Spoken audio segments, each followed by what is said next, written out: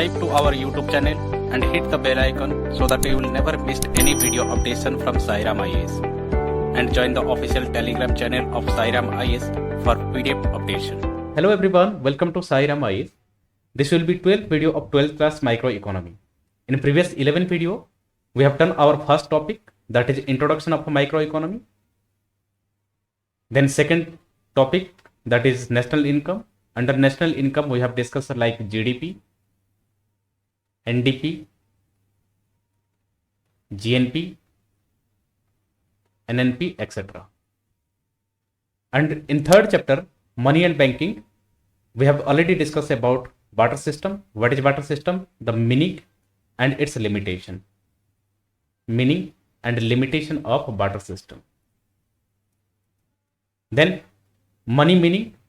Under money meaning, we have discussed the definition of money. What is money? And under money function of money, we have discussed like primary function and secondary function. Under primary function, we have discussed medium of exchange and second, measure of value. And under secondary function, we have discussed standard deferred payment and second, store of value. And under evolution of money, we have discussed like commodity money, metal money, paper money, what is credit money, and public money. These are topics we have already discussed in second money and banking first video. And last we have discussed demand and supply of money. Under that we have discussed like transaction motive, precaution motive, and speculative motive. In today's video, we'll try to analysis about the banking system, what is commercial bank and what are their function, how to money creation and creditation by commercial bank, and control of money supply and credit. So let's begin our discussion. So if we talk about banking system in India, there are two kind of bank. One is central bank like RBI, and second is commercial bank. Let's say example HDFC, ICICI, Axis Bank, and Yes Bank. So these are the commercial bank, and this commercial bank is further divided into two parts. One is public sector bank and another is private sector bank. So currently there are 12 public bank and 22 private sector bank. So commercial bank is the primary unit of Indian banking system. Why? जैसे कि for example A B C D 4 person है, इनको अपने account open करना है. सो ये कहाँ open करेंगे? एचडीएफसी में. जिसको एचडीएफसी में ओपन करना है एचडीएफसी में ओपन करेगा, जिसको एक्सिस में करना है वो एक्सिस में करेगा, जिसको येस बैंक करना है वो येस बैंक में करेगा. So it means the primary unit, the commercial bank are primary unit of Indian banking system. And the objective क्या है, मेन एम क्या है? प्रॉफिट अर्न करना. Earn profit through the variety of service to their customer. जो भी this commercial bank, चाहे HDFC हो, ICIC हो, एक्सिस या येस बैंक, जो भी सर्विस प्रोवाइड करते हैं अपने कस्टमर को, उसके बदले में क्या लेते हैं? वो चार्ज पे करते हैं. सो इसके थ्रू उनका क्या होता है? प्रॉफिट अर्न होता है. सिर्फ सर्विस प्रोवाइड करने से इनका प्रॉफिट नहीं होता. Another source of income is called investment. ये जो बैंक है, commercial bank, HDFC, ICIC, Axis Bank और येस बैंक है, ये क्या करते हैं? मेकिंग इन्वेस्टमेंट भी करते हैं. और जो भी ये ए बी सी डी जिसके अकाउंट में होगा जो बैंक में, वो क्या करते हैं? उनसे एक्सेप्ट डिपॉजिट करते हैं और ग्रांटिंग लोन. से फॉर एग्जांपल ए और बी 2 पर्सन है, इन दोनों को अपने एचडीएफसी अकाउंट में पैसे डिपॉजिट करना है. सो एचडीएफसी क्या करेगा? एक्सेप्ट डिपॉजिट करेगा. और जैसे कि फॉर एग्जांपल सी और डी पर्सन है, इनको अगर लोन चाहिए तो वो क्या करेगा? लोन प्रोवाइड करेगा. So accepting deposit, granting loan and making investment. And investment के थ्रू वो क्या करते हैं? प्रॉफिट अर्न करते हैं. To earn profit. These are the list of bank of least scheduled private sector bank. There are 22 private sector bank and 12 public sector bank. And the commercial banks act as financial intermediaries whose main function is to collect saving from household and lend to productive sector. So for example here H D F C bank है, H D F C bank क्या है, एक intermediate की तरह काम करता है। ये क्या करता है, हाउस होल्ड है, जैसे फॉर एग्जाम्पल ए और बी टू हाउस होल्ड है, इसने क्या किया, यहां से डिपॉजिट एक्सेप्ट किया। अगर H D F C bank ने ए और बी इन लोगों से एक्सेप्ट डिपॉजिट करता है तो इसके बदले में इनको कोई रेट ऑफ इंटरेस्ट पैसे देना पड़ेगा, रेट ऑफ इंटरेस्ट। जो रेट ऑफ इंटरेस्ट इनको पे करना है एच डी एफ सी को, उसको क्या कहते हैं, borrowing rate. So the rate of interest at which commercial bank accept deposit is known as borrowing rate. And say for example इन्होंने तो डिपॉजिट किया, ए बी 2% ने, सी और डी पर्सन 2% है, इन दोनों को H D F C bank से लोन चाहिए, पैसा लोन चाहिए। इसका मतलब क्या है कि H D F C bank इनको पैसे देगी और ये सी और डी पर्सन इसके बदले में क्या देंगे, रेट ऑफ इंटरेस्ट देंगे। जो रेट ऑफ इंटरेस्ट होगा, the rate of interest at which bank lend to their reserve lending rate. तो यहां पर ये हो जाएगा एच डी एफ सी के लिए लेंडिंग रेट, और क्या ये क्या हो जाएगा, borrowing rate. For example H D F C का बोरोइंग रेट है 6%, मीन्स ए और बी पर्सन जो अपना डिपॉजिट देंगे एच डी एफ सी में, उसके बदले में एच डी एफ सी उनको कितना देगा, 6% रेट ऑफ इंटरेस्ट देगा। और सी और डी पर्सन जो एच डी एफ से पैसे लिए, इनको कितना परसेंट देना पड़ेगा, 10% रेट ऑफ इंटरेस्ट देना पड़ेगा, जिसको लेंडिंग रेट कहते हैं। तो the difference between two rates is 4%। ये क्या होगा, बैंक का प्रॉफिट होगा, and this profit is called spread. So spread means difference between borrowing and lending, ये होगा प्रॉफिट। और इंटरमीडिएट क्या है कि जैसे कि फॉर एग्जांपल एचडीएफसी सिर्फ सी और डी इन दोनों पर्सन को लोन नहीं देती, जैसे कि मान लो बड़े बड़े इंडस्ट्रीज है, प्रोडक्टिव सेक्टर है, तो उनको भी इंटरेस्ट देती है, लेंडिंग करती है, पैसे इन्वेस्टमेंट करती है। सो इस तरह से बैंक को प्रॉफिट होता है। सो ये प्राइमरी फंक्शन है कमर्शियल बैंक का। Let's see function of commercial bank. It classified in two phase, one is primary function and second is secondary function. Primary function further classified into two phases. One is accepting deposit and second is advancing loan. Under accepting deposit, first we'll try to analysis current account deposit, or you can say demand deposit.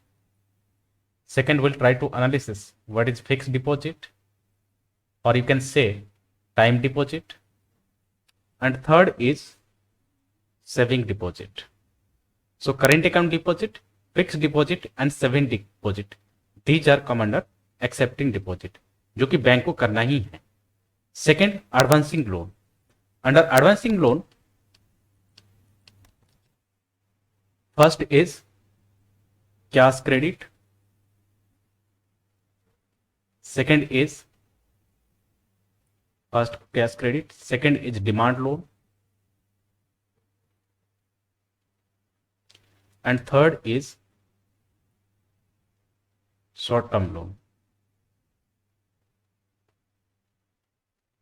So ये दो primary function है, accepting deposit and advancing loan, जो bank को करना ही करना है। That's why it is called primary function. And secondary function में हम क्या डिस्कस करेंगे, overdraft facility, discount bill of exchange क्या है, एजेंसी फंक्शन क्या है एंड जनरल यूटिलिटी फंक्शन क्या है। अब एक एक करके डिस्कस करते हैं। So under primary function of commercial bank, first is accepting deposit and second is advancing loan. Under accepting deposit, there are three types of deposit. One is current account, second is time deposit, and third is saving deposit. So current deposit, or you can say demand deposit, you can say time deposit, or you can say fixed deposit, or third is saving deposit. Here current account deposit means those deposits which are repayable by bank on demand. Repayable by bank on demand. Say for example कोई person ए है, ए का किसी bank में, से for example axis bank में, और axis bank में जो अकाउंट है जिसने डिपॉजिट किया है 10,000 रुपीज, वो करेंट अकाउंट डिपॉजिट में डिपॉजिट किया है। सो इस पैसे को पर्सन ए पर्सन जो है वो जब भी मर्जी तभी वो अपने अकाउंट से विड्रॉ कर सकता है। सो बैंक को ये रिपेबल करना पड़ेगा ऑन डिमांड, जब भी डिमांड करेगा तभी करेगा, तभी बैंक को देना पड़ेगा। And can be drawn by cheque, cheque के थ्रू वो विड्रॉ कर सकता है। And bank do not pay interest on it, कि ये जो 10,000 ए पर्सन ने एक्सिस बैंक के अंदर पैसे डिपॉजिट रखा था करंट अकाउंट डिपॉजिट में, यहां पर बैंक कोई इंटरेस्ट पे नहीं करेगी, रादर देन बैंक यहां से कुछ इंटरेस्ट चार्ज करेगी। इसको कहते हैं bank do not pay interest on it rather than impose service charge, जिसको सर्विस चार्ज कहते हैं। मीन्स एक्सिस बैंक में ए पर्सन ने जो पैसे 10,000 रुपीज रखा, उसके ऊपर जो बैंक ने चार्ज किया पैसा, उसको क्या कहते हैं, बैंक का क्या है, सर्विस चार्ज। क्यों, बैंक ने सर्विस प्रोवाइड किया। सो फर्स्ट टाइप हमने देखा under accepting deposit. First is current account deposit, second is fixed deposit. Under fixed deposit और you can say time deposit, fixed deposits refers to those deposits in which amount is deposited with the bank for a fixed period of time. See for example same person हम ए को ले लेते हैं, ए के account है axis bank में, और जैसे हमने देखा था पहले 10,000 ए ने किसके अंदर रखा था, करंट अकाउंट डिपॉजिट के अंदर रखा। अब ए ने से फॉर एग्जाम्पल 1 लाख रुपीज किसके अंदर रखा, फिक्स डिपॉजिट में रखा, और ये कितने साल के लिए रखा, 5 ईयर्स के लिए रखा। सो 5 ईयर्स के लिए क्या करेगा बैंक, इसके अकाउंट को क्या करेगा, इसके जो 1 लाख रुपए है इसको फ्रीज करके रख लेगा, और 5 साल के बाद with high interest rate A को क्या करेगा, वो पैसे रिटर्न मिल जाएगा। It's carry a high rate of interest. And A को इसके बदले में जो 1 लाख रुपीज एफडी में रखा है, ए को कोई भी चेक नहीं मिलेंगे, क्योंकि इसको निकालना नहीं है, इस 5 साल से पहले कोई भी निकालेगा नहीं पैसे। सो इसको चेक प्रोवाइड नहीं किया जाता है। एंड अगर 5 साल से पहले निकाला जाता है, सो जिस रेट ऑफ इंटरेस्ट से ए को ए ने जो 1 लाख रुपीज 5 ईयर्स के लिए एफडी किया था, उस रेट ऑफ इंटरेस्ट नहीं मिलेंगे, उसको कुछ पेनल्टी देना पड़ेगा, और उसके बाद वो बिफोर मेच्योरिटी जो टाइम है उससे पहले वो निकाल सकता है। सो फिक्स डिपॉजिट में हमने क्या देखा कि deposited for fix period time, for example आपने एफडी 5 साल के लिए रखा, 10 ईयर्स के लिए रखा, कुछ भी। And do not enjoy cheque facility, cheque नहीं दिया जाता है। And carry high rate of interest. High rate of interest means क्या है कि से फॉर एग्जाम्पल 1 लाख रुपीज जो है बैंक ने 10 साल के लिए रख लिया। सो इस 10 ईयर्स में इस 1 लाख रुपीज को बैंक फर्दर क्या कर सकता है कि इसको किसी को लोन प्रोवाइड करेगा, ठीक है, वहां से बैंक क्या करेगा, इंटरेस्ट अर्न करेगा, इंटरेस्ट अर्न। सो ये हमने देखा फिक्स डिपॉजिट और time deposit. Last is saving deposit. Saving deposit, these deposits combine feature of both current account deposit and fix deposit. Saving deposit में क्या होगा, दोनों फीचर रहेंगे, करेंट अकाउंट डिपॉजिट और डिमांड डिपॉजिट का, सॉरी फिक्स डिपॉजिट का। Here given check facility, जैसे हमने करेंट अकाउंट में देखा था चेक दिया जाता था, लेकिन फिक्स डिपॉजिट में do not enjoy cheque facility by the person, and it carry a rate of interest but less than FD. Current account deposit में हमने देखा था कि रेट ऑफ इंटरेस्ट कुछ भी नहीं दिया जाता है, rather than service charge impose किया जाता है by the bank. But in fix deposit they pay higher interest rate. And यहां पर सेविंग डिपॉजिट में अगर कोई पैसे रखा है, से फॉर एग्जाम्पल हमने लिखा यहाँ पर 50,000 रुपीज, सो 50,000 का जो रेट ऑफ इंटरेस्ट मिलेगा, जैसे कि फॉर एग्जाम्पल अगर ये एफडी में रखा और एफडी में इसको 10% मिल रहा है, सो यहाँ पर सेविंग डिपॉजिट में उसको हो सकता है कि 5% मिल जाए, हो सकता है कि 4% मिल जाए। तो इस टाइप का जो है सेविंग डिपॉजिट का फीचर है। So by this we have discussed all type of accepting deposit, that is current account deposit, fixed deposit and saving deposit. Now we'll move toward the advancing of loan. What is advancing of loan means, यहाँ पर सीधा बात ये है कि अगर कोई bank है, एक्सिस बैंक किसी भी पर्सन को, बी कोई पर्सन है, इसको पैसे की जरूरत है, तो वो क्या करेगा, एक्सिस बैंक को पैसे मांगे और एक्सिस बैंक पैसे दे दे। बट ये होता कैसे, 3 टाइप्स ऑफ एडवांसिंग लोन है। One is cash credit, second demand loan, and third is short term loan. First we'll see what is advancing loan. After keeping certain cash reserve, say for example bank के पास 100 rupees आया, कौन सा bank है, example ले लेते हैं axis bank. इस 100 rupees में बैंक को क्या रखना पड़ेगा, जैसे कि for example cash reserve, CRR, SLR, ये सब रखना पड़ेगा। अब ये रखने के बाद से फॉर एग्जाम्पल 21 रुपीज ये हो गया, और 100 में से 21 माइनस करेंगे तो कितना आएगा, 79 रुपीज बच गया। ये जो 79 रुपीज है ये बैंक किसको प्रोवाइड करेंगे, जो भी कस्टमर होंगे जिनको पैसे की जरूरत है, बी हो सी हो कोई भी पर्सन हो, उनको वो प्रोवाइड करेंगे। और जो ये 79 रुपीज प्रोवाइड किया एक्सिस बैंक, इसके बदले में वो क्या करेंगे, इंटरेस्ट रेट चार्ज करेंगे जो बैंक का अर्निंग है। Now will see different types of advancing loan. First is cash credit. Under cash credit it refers to loan given to the borrowers against his current assets like share, stock and bonds etc. A credit limit is sanctioned and the amount is credited to his account. Say for example, जैसे कि हमने कहा ए कोई person है, a person के पास कोई भी share है या स्टॉक है जो कि 1 लाख रुपीज का है, और ये एक्सिस बैंक में डिपॉजिट कर दिया, और एक्सिस बैंक क्या करेगी, इसके अकाउंट में, ए पर्सन के अकाउंट में 1 लाख रुपीज से जो है वो ट्रांसफर कर दी।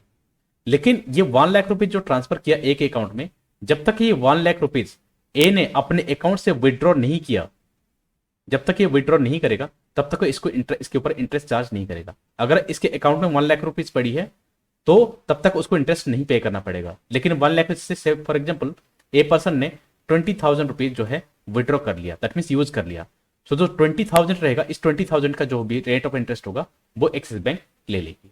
तो कैश क्रेडिट क्या है, loan given to borrower against his share, stock and bonds, और इसके बदले में जितना भी पैसा ए पर्सन, जितना भी पैसा इस अकाउंट से निकाला, उतना ही पैसे का इंटरेस्ट जो है वो एक्सिस बैंक को देना पड़ेगा रादर देन 1 लाख रुपीज का। सो इस तरह से हमने कैश क्रेडिट का देख लिया। Second is demand loans. Demand loans refers to those loans which can be recalled on demand by the bank at any time. You can link this demand loans with demand deposit. Demand deposit में हमने क्या देखा था कि a person है, axis bank में जो भी पैसे रखा था, से फॉर एग्जाम्पल 10,000 रुपीज रखा था, सो ये 10,000 ए पर्सन जब भी चाहेगा तभी वो बैंक से ले सकता है on demand. Similarly axis bank यहां पर लोन किसको दे रहा है, बी पर्सन को दे रहा है। सो एक्सिस बैंक जब बी पर्सन को से फॉर एग्जाम्पल 10,000 रुपीज दे दिया, सो एक्सिस बैंक ऑन डिमांड जब भी चाहेगी तब भी इससे मांग सकती है वो पैसे। And the entire sum of demand loan is credited to the account and interest is payable on the entire sum of amount. Entire sum of amount means क्या है कि जैसे कि 10,000 रुपीज किसको दिया, एक्सिस बैंक ने लोन पे किसको दिया, बी पर्सन को दिया। सो बी पर्सन चाहे वो 10,000 उसको यूज करे या ना करे, अगर वो उसके अकाउंट में चला गया, सो ये एंटायर 10,000 के ऊपर क्या हो जाएगा, इंटरेस्ट रेट लग जाएगा। सो ये देखा हमने demand loans. And last is short term loans. So short term loan they are given as a personal loan against some collateral security. अब कोई जैसे फॉर एग्जाम्पल सी पर्सन है, सी के पास कोई कोलेटरल सिक्योरिटी है और ये एक्सिस बैंक पास चला गया, सो एक्सिस बैंक क्या करेगी, इसको जो भी अमाउंट होगा इस कोलेटरल सिक्योरिटी का, वो अमाउंट से फॉर एग्जाम्पल 20,000 वो इसको दे देगी, और ये अमाउंट सी पर्सन उसके बैंक में चला गया, उसके अकाउंट में चला गया, चाहे वो सी उस अमाउंट को यूज करे या ना करे, इसको भी सेम इंटरेस्ट, जिस रेट ऑफ इंटरेस्ट में एक्सिस बैंक ने दी है पैसे, उस रेट ऑफ इंटरेस्ट को पे करना पड़ेगा। सो बस इतना ध्यान रखना, कैश क्रेडिट में क्या होगा कि जो भी एक्सिस बैंक ए पर्सन को पैसे दिया, वो पैसे अगर उसके अकाउंट में पड़ा है तो उसको इंटरेस्ट नहीं देना पड़ेगा, और जितना पैसे से फॉर एग्जाम्पल 1 लाख में से 50,000 रुपीज इसने यूज किया है, तो जितना पैसे यूज किया है उतने पैसे का इसको इंटरेस्ट पे करना पड़ेगा एक। सो इस तरह से हमने primary function of commercial bank का accepting deposit and advance in loan, ये दोनों हमने देख लिया। Now we'll see secondary function of commercial bank. First is overdraft facility. Second is discount bill of exchange. Third is agency function, and fourth is general utility function. So these are functions that provided by the commercial bank. First we'll see overdraft facility. What is overdraft facility? It refers to facility in which customer is allowed to overdraw his account up to an agreed limit. And what is overdraw? Overdraw means draw money from one bank account in excess of what the account hold. से for example a person है, a person का axis Bank के account में कितने पैसे हैं, assume कर लेते 10 लाख रुपीज, लेकिन इस पर्सन को चाहिए कितने 15 लाख रुपीज। अब बैंक तो ऐसे नहीं दे देगी ना 15 लाख रुपीज। सो यहां पर क्या यूज होता है, ओवरड्राफ्ट फैसिलिटी। ओवरड्राफ्ट फैसिलिटी के लिए इस पर्सन के पास दो चीज होनी चाहिए। एक चीज है कि इस पर्सन रिस्पेक्टेबल होना चाहिए इस बैंक के लिए। सेकेंड, ये पर्सन क्या होना चाहिए, रिलायबल भी होना चाहिए, रिलायबल कस्टमर होना चाहिए। मीन्स इस बैंक का इस पर्सन के ऊपर फेथ होना चाहिए, ये पर्सन जो है पैसे लेके कहीं नहीं जाएगा, ये दे देगा। सो ये जो 10 लाख इसके अकाउंट में है और 5 लाख रुपीज इसको एक्स्ट्रा पैसे चाहिए।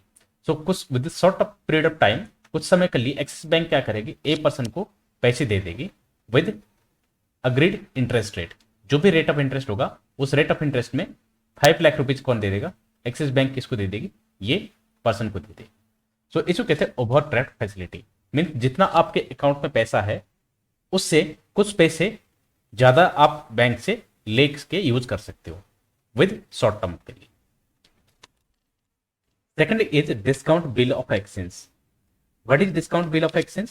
It refers to a facility in which holder of a bill can get the bill discounted with bank before its maturity. And what is bill of exchange? Bill of exchange means a written authorization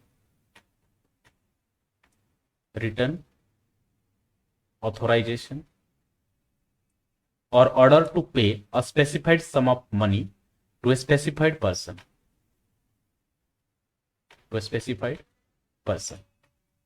एक example से समझते हैं इसको। से for example यहां पर दो industries है, एक एबीसी इंडस्ट्रीज है एंड XYZ एंटरप्राइजेस है। एबीसी इंडस्ट्रीज ने कुछ भी गुड्स किसको बेचा, XYZ एंटरप्राइजेस को बेचा।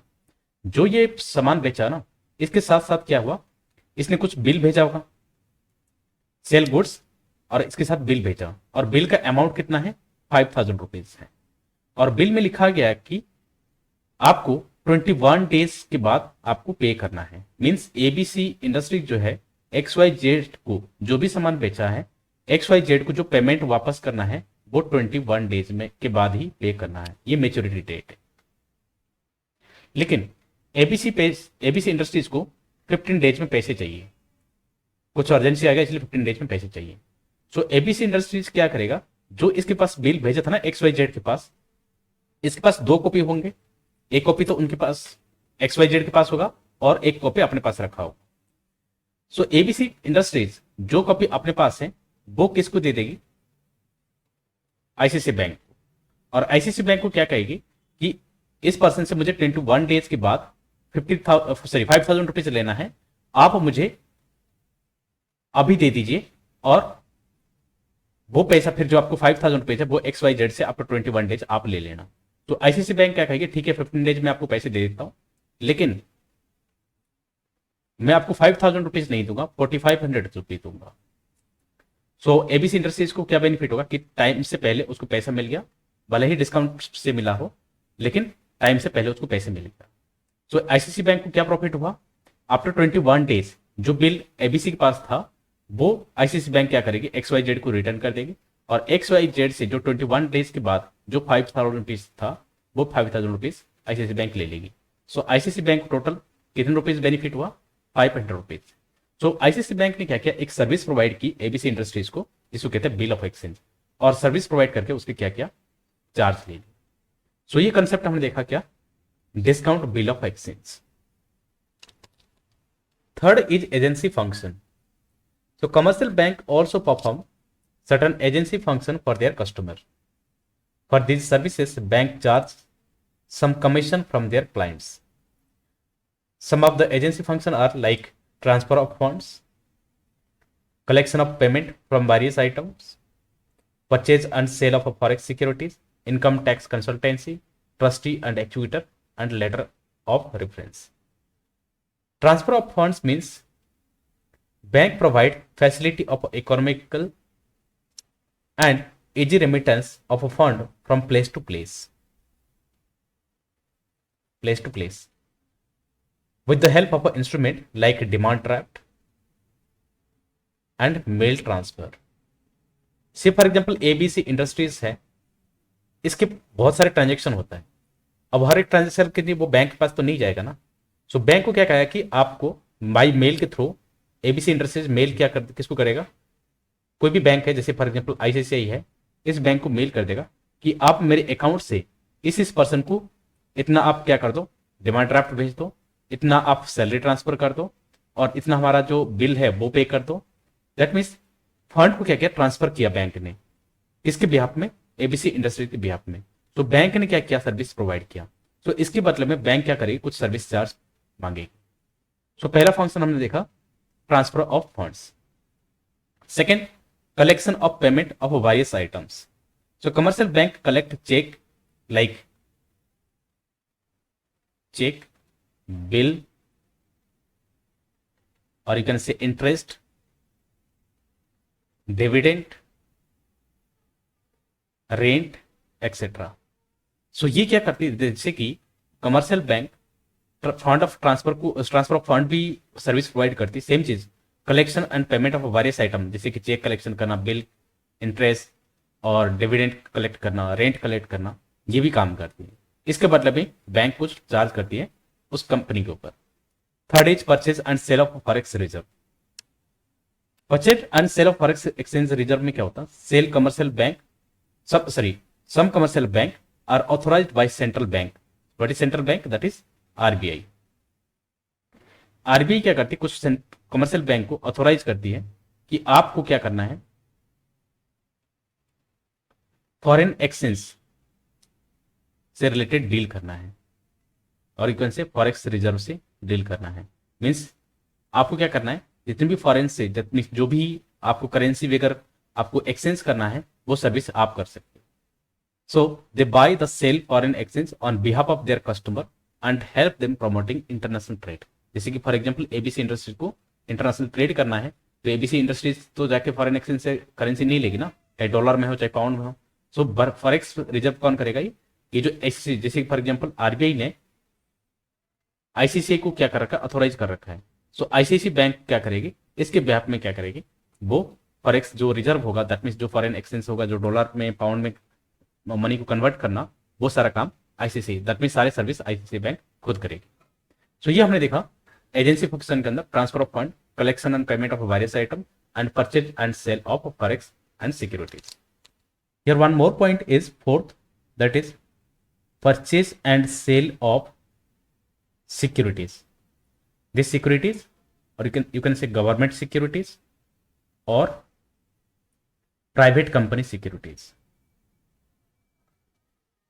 से फॉर एग्जाम्पल जैसे कोई कंपनी है या फिर कोई पर्सन है, कोई पर्सन है, ए पर्सन को गवर्नमेंट का कोई सिक्योरिटीज परचेज करना है, या फिर किसी प्राइवेट कंपनी का ही सिक्योरिटी परचेज करना है, फॉर एग्जाम्पल रिलायंस का सिक्योरिटी परचेज करना है।